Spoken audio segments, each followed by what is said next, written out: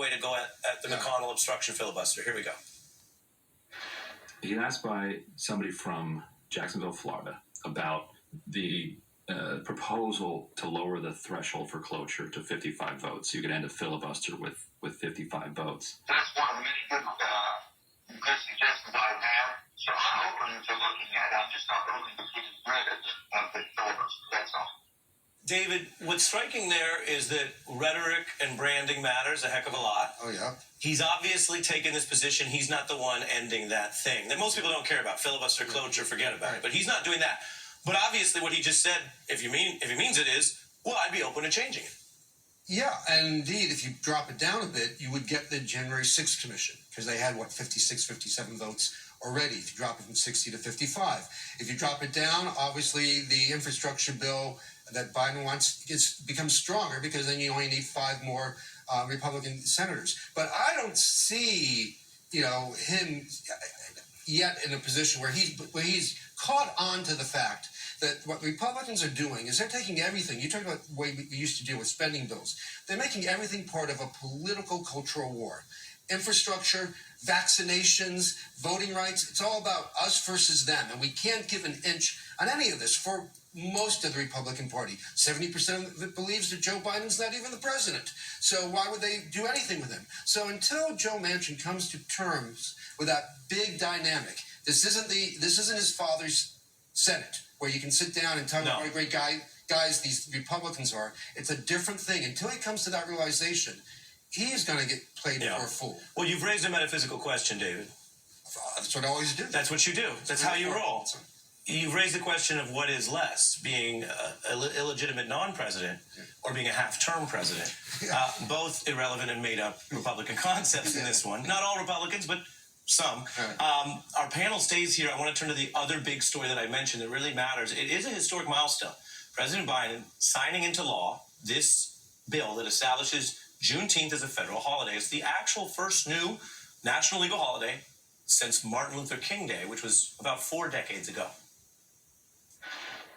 This is a day of profound, in my view, profound weight and profound power.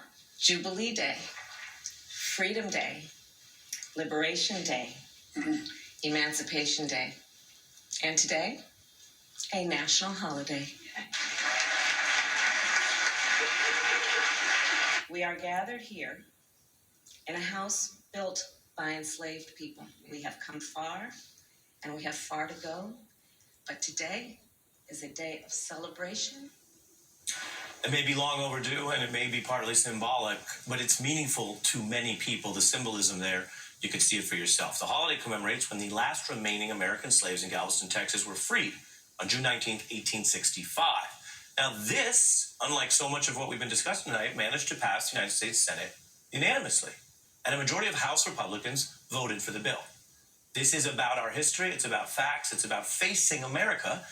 It comes, though, at a time where I think it'd be incomplete to report this without noting that Republicans who did vote for the holiday, I'll tell you that happened, are also actively pushing so many other issues that undercut the very spirit and the civil rights at issue, including opposing the teachings of facts about slavery, dealing with racial injustice in schools, to say nothing of the ongoing crackdown on voting rights, which targets many, but specifically has been found to target minority voters.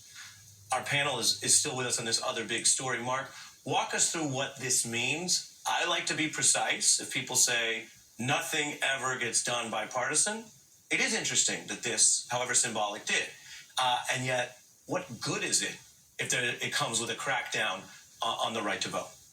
You're absolutely right. And, of course, everyone welcomes the holiday and welcomes the recognition of the history. But if you vote unanimously for Juneteenth and then try to stop voting rights, I'll be on the bus all next week for the Juneteenth holiday with Black Voters Matter as we go from city to city to deal with voter suppression. If you suppress the vote, and if you only want to do a holiday and not bring H.R. 40, the reparations bill, to the floor, when it has almost 200 co-sponsors for the first time in history, if you vote for a holiday and don't stop suppressing the vote, don't bring H.R. 40 to the floor, then you're speaking with forked tongue. To be very honest with you. So I want to be clear. I know people are happy about the holiday. That's an accomplishment. There's no question about that. We fought to get Dr. King the holiday, and that was a bitter and ugly fight. Ronald Reagan opposed it. But this holiday in 2021, we've all matured. Everyone evolves. We like holidays. But you can't recognize and commemorate and celebrate the holiday of emancipation if you also are not going to do what is necessary to bring about repair.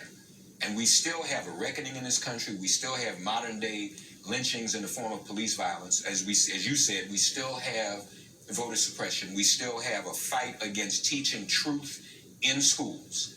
And we still have not addressed all of these things, which are vestiges of enslavement, which H.R. 40 would establish a commission to study and determine what forms reparations would take. So everyone who voted for this, we expect to see them before the end of the summer vote for H.R. 40, or else the Democrats run the risk of actually making Biden half-term, because the same base that, what did Joe Biden say? He said, the black community has had my back. Now it's my time to have yours.